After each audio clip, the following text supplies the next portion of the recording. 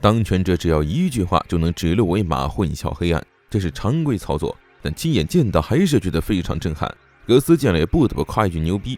就在这时，会场内突然出现了一个巨大的人头幻影，才被说服的贵族们这些再也装不下去了。格斯能看出来这玩意儿是使徒，正准备动手，大头居然开口了：“寡人乃库夏大帝格尼修卡，现在就在此向你们这帮异教徒提出宣战布告，将比今夜更加持续无尽的噩梦将要开始了。”说完，大脸便烟消云散。会场内的人愣了一会儿才回过神来，刚才设计感受到了巨大邪恶的魔力，那是与袭击术的家伙一样的东西，它肯定是人类以外的魔物。格斯很肯定那就是使徒没错，没想到他竟然还是国王，难道他也是格里菲斯的手下吗？突然有人惊呼，港口那边的天空被染红了，像是发生火灾了。难道库夏大帝说的灾难已经来了吗？港口半边天都被烧红，人们纷纷出来看稀奇，但没人知道是事故还是库谢的侵袭。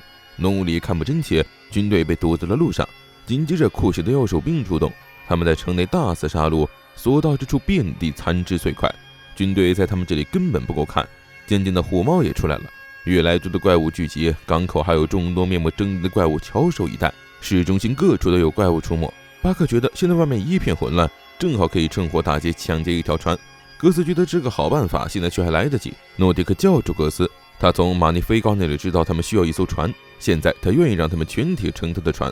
虽然他是军人，但他的任务已经完成，没理由继续留在这里保护这些人，所以可以顺带和他们同路。他调侃着，虽然马尼菲高的战术失败了，但是婚约这事应该还算数吧，作为婚约者稍微表现一下也很正常。法尔纳塞见他如此殷勤，有些感动，但他最喜欢的还是格斯。他偷偷看了一眼格斯，但格斯一动不动，没有任何反应。诺迪克看到这一眼立马明白了，他主动上前跟格斯打招呼，两人有来有往，做了自我介绍。诺迪克表示现在就可以出发了，船就停在港口外面。他回头问马尼菲高要不要同行，马尼菲高觉得留在这迟早要出事，不如跟他们一起离开。离开的时候，法尔纳塞恋恋不舍地回头看瓦提苗家主。瓦提苗夫人微笑目送法尔纳塞离开，他对他的这些伙伴很满意，希望法尔纳塞有更好的未来。马尼菲高胆小怕死，总觉得哪都不安全。伊斯索洛劝他放心，老实跟着就行了，我们是专业的，我们要坐大船。马尼菲高这才看去，一眼就看到了肉乎乎的巴克，顿时被吓了一跳。法尔纳塞想让他们等一下，等他换了衣服再上船，这样实在不方便。大家都很同情哪里，在门口等他。这时欧文坐在格斯面前和他打招呼，他记得格斯好像是鹰之团冲锋的队长，他怕格斯不记得他，特地做了自我介绍。虽然格斯样子变了很多，但他还认得他，毕竟格斯以前当队长和白鹰并肩而驰的样子，他已经看过好多次了。格斯只说那都是过去的事，不要再说了。但欧文找他可不是为了叙旧，他直截了当地问格里菲斯大人现在在何处。格斯冷漠地回答不知道。他走进换好衣服的法尔纳塞准备离开，不过还是给欧文留了个提示，格里菲斯说不定已经到这附近来了。大家好奇格斯跟人很熟吗？格斯解释，这个人和他以前认识一个人有点像，只是来找人罢了。渐渐的雾更重了，欧文看着格斯等人远去，他对这一切灾难无能为力，但他相信总有一天光之翼会把覆盖祖国的黑暗全部吹散，就像那个梦一样。城里乱作一团，怪物们四处作祟，怎么看都不像是能对付敌人。他们一开始也这样认为，这只是库夏唬人的把戏。可是这些怪物竟然吃人，而且手段残忍无比，士兵们慌忙乱窜，毫无还手之力。格斯一些人刚走出门口，就看到了数以万计的怪物，没想到才一会儿不见就出新品种了。但事到如今，不可能老老实实坐以待毙。格斯冲锋上前，奋勇厮杀，他一剑一个砍得干脆潇洒，士兵们惊掉了下巴。塞尔比高叮嘱格斯悠着点，万一甲胄又暴走了就麻烦了。伊斯多罗没管那么多，拉着塞尔比高一起加入了战斗。诺迪克虽然见识过格斯生猛斩妖的样子，可是这里的怪物更多，而且上前战斗的三人有一个是小孩，这样真的能行吗？法尔纳塞相信不会有什么问题的，毕竟这都是他们的家常便饭了。塞尔比高运用风精灵的力量乱杀一通，伊索洛和巴克也勇敢冲锋，干掉了一个又一个对手。场外的士兵们又是惊奇又是恐惧，这些人实在是太厉害了，居然在天上飞的件事，不，在身人还不接触就能砍死怪物，而且还有怪物凭空收起来了。诺迪克和马尼菲高难以置信，却见法尔纳塞再度抽出极致蛇，将靠近的敌人全都捆了起来。诺迪克再也憋不住了，忙问他们怎么做到的。得知他们是魔女之后，他们甚至赞许地看向马尼菲高：“你妹妹和这帮人真是厉害呀！”而马尼菲高此刻一脸懵逼：“什么？瓦提苗家族竟然出魔女？”三人奋勇厮杀，很快清除了怪物。当他们准备向港口撤退的时候，有更凶猛、更巨大的怪物现身了。他拦在正前方，与此同时，后面围上了怪物，走也不能走，那就只能和他们拼了。格斯表示自己突破面前这个大的，后面这些就交给他们处理了。另外，他也嘱托舍尔基，万一到时候迷失了，只能拜托他帮忙了。这群鬼兵和之前遇到的都不同，他们骑在虎毛上，穿着厚重的铠甲。塔尔比高使出旋风一斩，把前排的鬼兵全部放倒。伊索洛拿着长剑短刀奋勇抵抗。在他被虎毛偷袭的时候，诺迪克也过来帮忙搭了把手。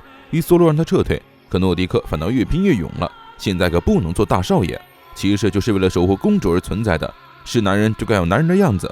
两个铁血男人不谋而合，合力对付冲上来的怪物。只有边缘处的马尼菲高在瑟瑟发抖，他正想问问哪里是安全的地方，早知道这么危险就不跟他们一起了。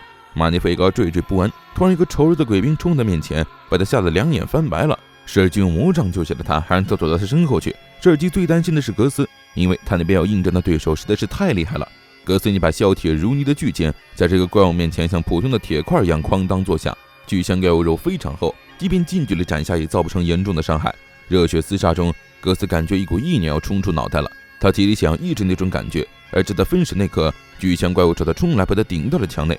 马尼菲高知道这群人里唯一能指望的就是这个壮汉，可他难道就这么败了吗？只是被砸烂的墙壁恐惧的语无伦次。